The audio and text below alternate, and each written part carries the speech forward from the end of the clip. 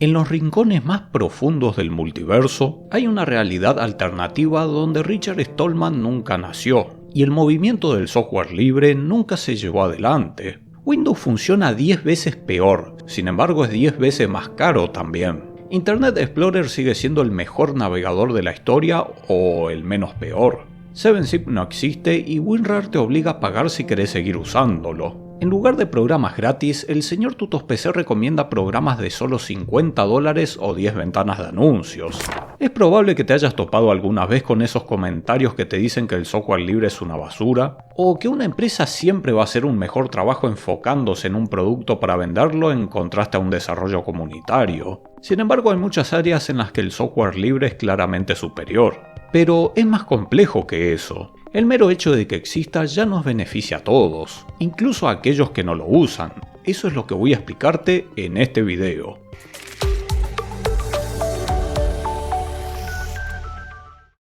Este video es traído aquí gracias a GBG Mall, nuestra tienda de confianza donde podemos adquirir licencias originales para Windows a precios muy económicos. También encontraremos licencias para Office, distintos programas e incluso videojuegos. Si aplicamos el código de descuento TU25 obtendremos un 25% de descuento adicional. Con estos descuentos obtendremos precios insignificantes comparado a los precios de Microsoft. Pero, ¿cuál es el truco? ¿Por qué son tan baratas estas licencias? Bueno, esto es porque se tratan de licencias OEM. Este tipo de licencias son utilizadas por los fabricantes al vender equipos con Windows ya preinstalado. Su limitación es que se ligan a la placa base de la computadora, pero considerando su precio es un detalle insignificante, sobre todo si no van a cambiar su equipo o la placa por mucho tiempo. Estas licencias son completamente legales y son una excelente opción para tener nuestro Windows activado con todas las actualizaciones que lanza Microsoft. En la descripción y un comentario fijo les dejaré los enlaces y el código de descuento. Muchas gracias a GBG Mall por patrocinar el espacio. El ejemplo que vimos en la introducción fue solo hipotético. No hay manera de saber qué hubiese pasado en ese caso. Las posibilidades son casi infinitas y el efecto mariposa lo hace todo muy impredecible. Incluso sin Richard Stallman, es probable que otras personas se hubiesen visto motivadas a tomar ese duro trabajo de llevar adelante la filosofía del software libre en menor o mayor medida. ¿Quién sabe? Pero sí hay algo de lo que podemos estar seguros. Sin el software libre todo sería mucho peor hoy en día. Incluso para aquellos que no lo usan, lo cual sería bastante raro. La mayoría tenemos al menos un programa libre instalado en la PC, solo que no todos son conscientes de ello. Incluso si no es así, usas internet. Los servidores de los sitios o servicios que utilizamos usan mayormente Linux, el cual es muy robusto para esta tarea y es gratis. Si habría que pagar una licencia para el sistema operativo de un servidor, es un costo que de alguna u otra manera se terminaría trasladando a los usuarios. Libre no es lo mismo que gratis. El hecho de que un software sea libre implica varias libertades. Usarlo para cualquier propósito, la posibilidad de estudiar el código, modificarlo y redistribuir las copias. Sin embargo, por esta filosofía y el hecho de venir de un desarrollo comunitario es porque el software libre suele ser mayormente gratuito. En esta categoría entran programas como LibreOffice, GIMP, 7zip, OBS Studio y hasta Blender. Aquellos que optan por un modelo más comercial no suelen seguir esta filosofía y prefieren mantener el código cerrado como una manera de proteger el software. Acá entran programas como el Office de Microsoft o Photoshop. Y también puede haber software propietario que se puede usar gratis o al menos en la práctica lo permiten, como el caso de WinRAR o DaVinci Resolve. Este no es ese típico video en el que se busca demonizar a todo software propietario y a decirte que uses solo software libre, sino entender la importancia de su existencia y de que haya cierto equilibrio. Es un tema que no se suele transmitir de la manera correcta. Hay una especie de naturaleza humana en la que siempre tendemos a elegir un extremo, un equipo, como si fuese un partido de fútbol.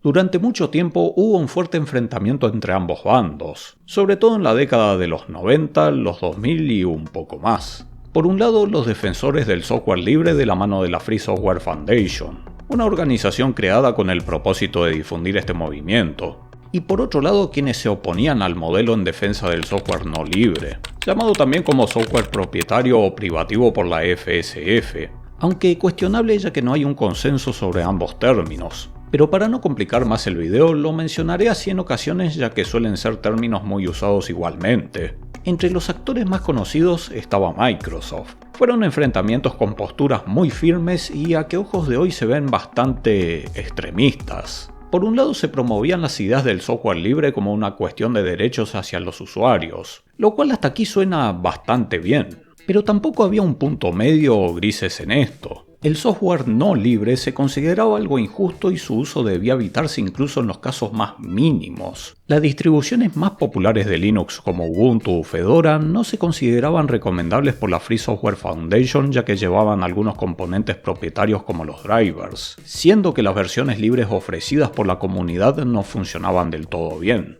o no aprovechaban la capacidad del hardware. Y del otro lado estaban quienes consideraban estas ideas como una amenaza al trabajo de los desarrolladores, sobre todo aquellos que adoptaban el modelo de vender licencias. El software libre rompía este modelo porque permitía hacer copias gratis y modificarlas. El software no es algo tangible y se puede reproducir con mucha facilidad, pero esto no quita el trabajo que puede haber detrás del desarrollo de un programa o un videojuego. Pueden ser horas, meses o años escribiendo código y resolviendo problemas. Después de todo, este era el modelo de toda la vida, ¿cierto? Bueno, no exactamente. En los inicios de la informática, ya en los años 1960, era común compartir el software incluso entre instituciones. El negocio estaba en el hardware. Pero también hay que mencionar que esto se dio así por las condiciones de la época. Las computadoras eran un sector verde, la compatibilidad escasa y el uso muy limitado a profesionales de nicho. Era común compartir el código ya que solía ser un beneficio mutuo, pero a finales de esa década las cosas empezaron a cambiar. En 1969 a IBM se le ocurrió la idea de comercializar el software como un producto independiente. A finales de la década de 1970 y principio de los 80, las computadoras personales levantaron popularidad en los hogares y las familias. Buscando cubrir necesidades, el software se volvió más complejo y costoso de desarrollar. Comenzó a tener más valor comercial y muchos lo consideraban una inversión que querían proteger. Fue entonces que las leyes de derechos de autor empezaron a aplicarse explícitamente al software, definiendo qué era un programa informático y cómo podía copiarse y distribuirse legalmente. Así como en la música, el cine o los libros, los desarrolladores ahora podían proteger sus obras digitales. Esto no quiere decir que no se pueda hacer un programa con funcionalidades similares a otro programa ya existente. Lo que es ilegal es copiar el código.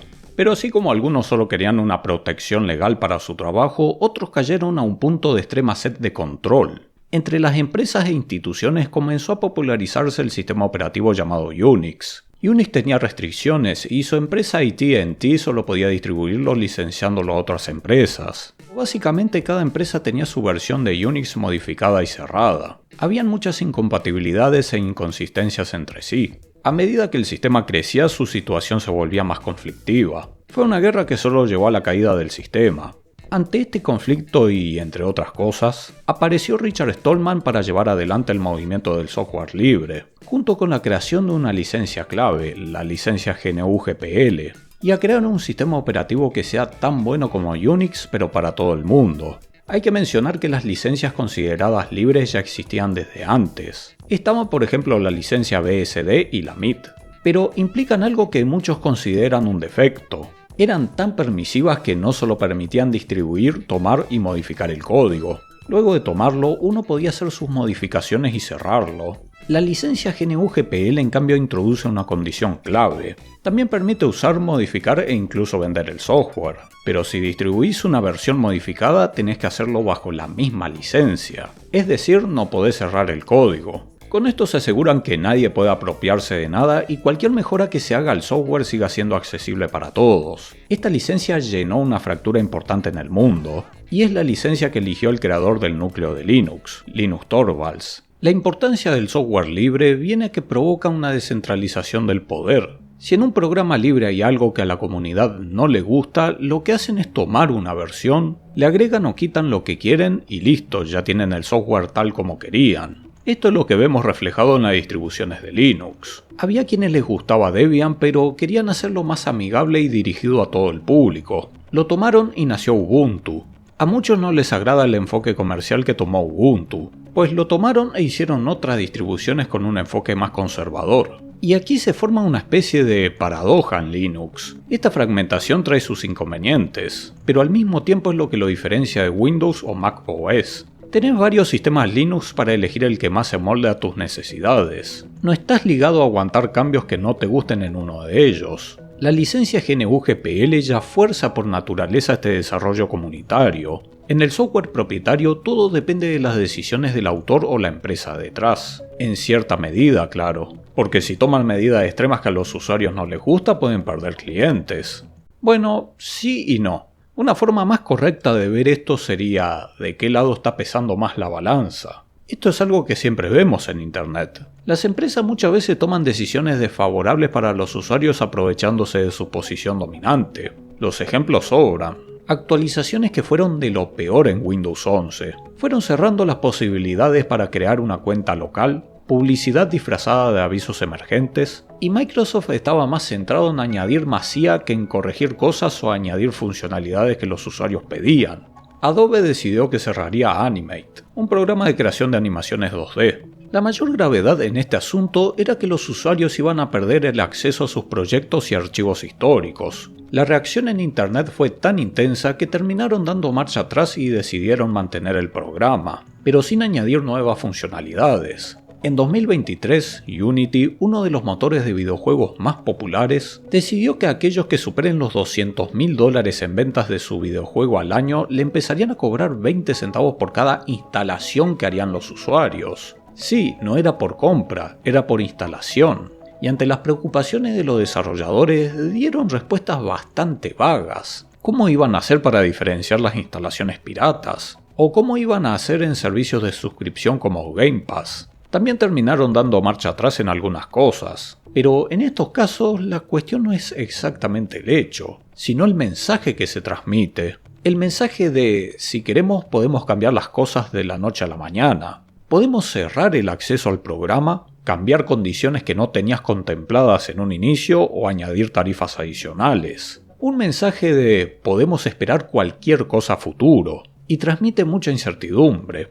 Estos programas son la herramienta de trabajo de muchas personas y los cambios pueden ser delicados. El software libre está ahí funcionando como un muro competitivo que impide que las empresas terminen de monopolizar el mercado por completo, y hay información que respalda esto.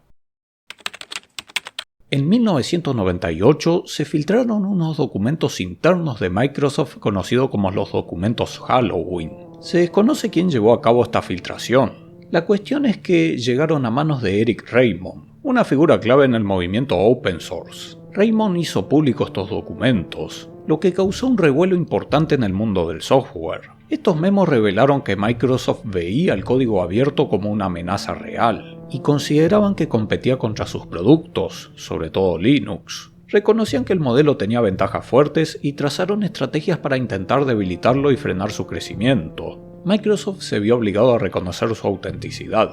Vale aclarar que estos documentos en realidad hacían referencia al modelo de código abierto más que a la filosofía del software libre. No es exactamente lo mismo. Hacer una diferenciación de ambos sería un tema ya demasiado extenso para este video, pero en la práctica viene al caso igualmente.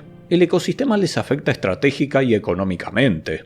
En un video pasado estuve analizando cómo Windows lentamente ha ido perdiendo usuarios con los años. Si ya en 1998 les preocupaba el asunto, hoy deberían tener más razones. Hace poco Microsoft lanzó un comunicado en el que se ha comprometido a escuchar los reclamos y a arreglar todo en Windows 11. Habrá más control en el sistema operativo, se podrá mover la barra de tareas, van a reducir la presencia de la IA, volverán las cuentas locales y varias cosas más, incluyendo las relacionadas al rendimiento. Hay que reconocerlo, por fin una noticia agradable después de tanto. Ahora bien, hay algo a lo que deberíamos reflexionar. ¿Esto hubiese sucedido si no existieran otras opciones en el mercado?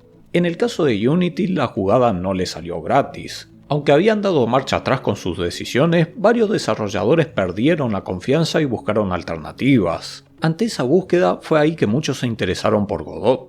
Al igual que Unity, Godot es un motor que se enfoca en videojuegos 2D y 3D. Con la diferencia de que es software libre, y cuando lo descargas sos dueño de él. No estás atado a ningún cambio futuro como en Unity. No hay cifras oficiales, y es probable que la mayoría haya elegido quedarse en Unity luego. Un videojuego es un trabajo enorme, y nadie va a dejar un proyecto a medias así nada más. Pero fue un golpe que les importó.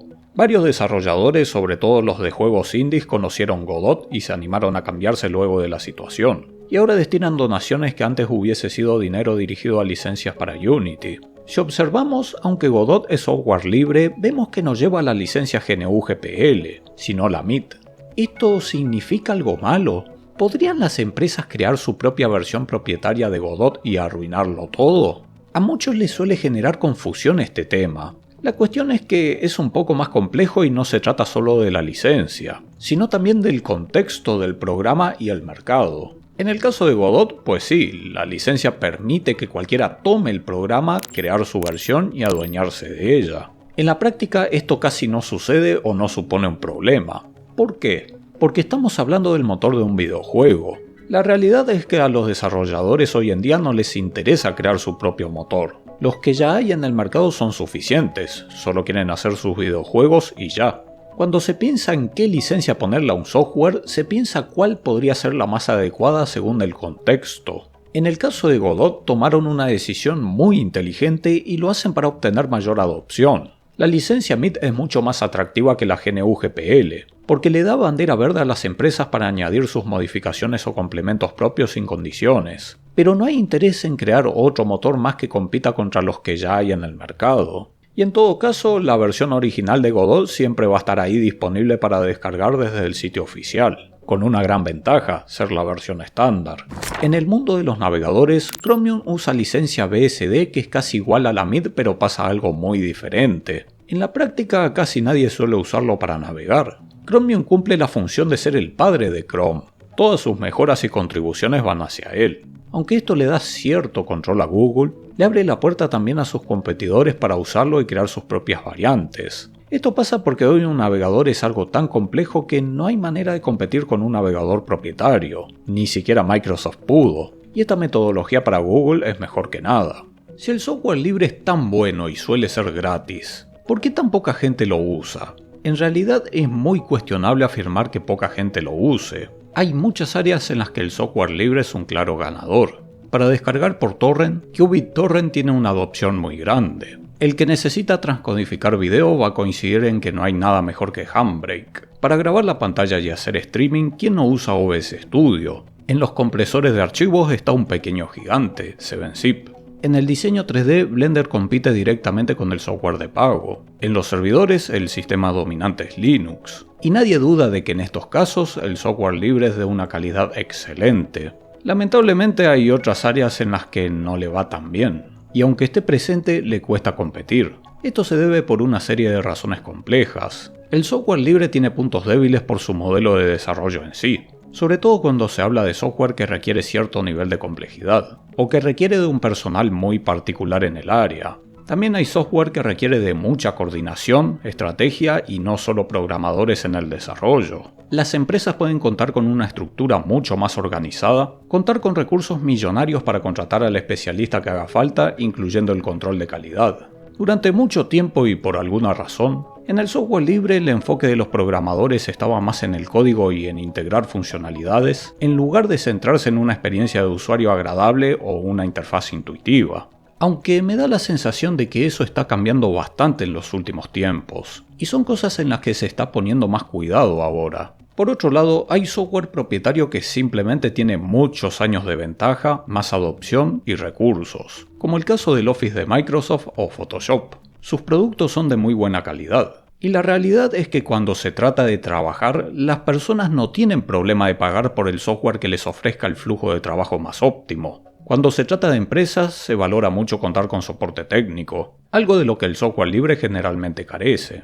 Al mismo tiempo, esto genera un efecto de dependencia. Cada herramienta tiene una curva de aprendizaje, y puede ser un pesar enorme aprender a usar un programa distinto si ya estabas acostumbrado a otro. Por supuesto están los conceptos básicos que se aplican para todo, como los clips, transiciones o líneas de tiempo en la edición de video. Pero cada editor tiene sus diferencias o a veces maneras distintas de hacer las cosas. Esto puede ser más o menos brusco dependiendo del área en la que hablemos. Aquí es donde varias empresas se aprovechan de esta dependencia y recurren a prácticas abusivas sabiendo que de todas formas sus usuarios no van a dejar de usar su software. Al mismo tiempo cuentan con un equipo de marketing que saben a dónde tienen que apuntar y se aseguran de crear una dependencia temprana. Es común que en universidades se ofrezcan planes con descuentos o hasta licencias gratuitas para su software propietario. Y a esto se le suma la incompatibilidad, como pasa con Office. Si te pasas a LibreOffice y querés abrir un documento Word, te vas a encontrar con cambios en las fuentes, márgenes y saltos de página que no cuadran o elementos avanzados que pueden romperse. Es complejo, pero en estos casos los usuarios suelen ver a la segunda opción, es decir, la libre, como la culpable de estos errores. Todo esto forma un círculo de razones por el cual al software libre le cuesta tanto recibir adopción, pero esto no le resta importancia a su existencia. Y muchas veces puede ser bueno frenar un poco la inercia y preguntarnos, ¿realmente necesito esto? ¿O para el uso que le doy, el software libre me es más que suficiente? Por su postura, la Free Software Foundation llegó a ser considerada para muchos como los veganos de la informática. Y es que al menos esa es la idea que suele llegar. O usás totalmente software libre o estás en contra de la causa. Aunque en la web del proyecto GNU, Richard Stallman también ha publicado un artículo donde especifica que tampoco es que te mandarán al diablo por usarlo mínimamente. Es un asunto complicado, y da la sensación de que las cosas están más calmadas que antes. Microsoft por su parte se muestra más neutral y hasta ha impulsado la integración de Linux en algunos aspectos. Tampoco es que ambos anden a los besos, creo. Aunque hay quienes lo consideran una estrategia solo para ganarse el favor de varios desarrolladores en el área. Y hasta hay hipótesis de que esto forma parte de un plan sutil para obtener más control y luego destruirlo, como el lobo con piel de oveja. En palabra de Linus Torvalds, considera que los tiempos realmente han cambiado y no hay nada de qué preocuparse. En todo caso, todas las empresas quisieran controlar Linux, pero ninguna puede por su naturaleza y la licencia que lleva. Sea como sea, de algo no hay dudas. Si no podés contra el enemigo, únete a él. Fuera de este asunto, es entendible tener razones o situaciones en las que el software libre simplemente no cubre tus necesidades. Pero estar en contra de él tampoco tiene sentido. Lo uses o no, su existencia nos beneficia a todos. Empuja que todo sea mejor en el mundo de la informática.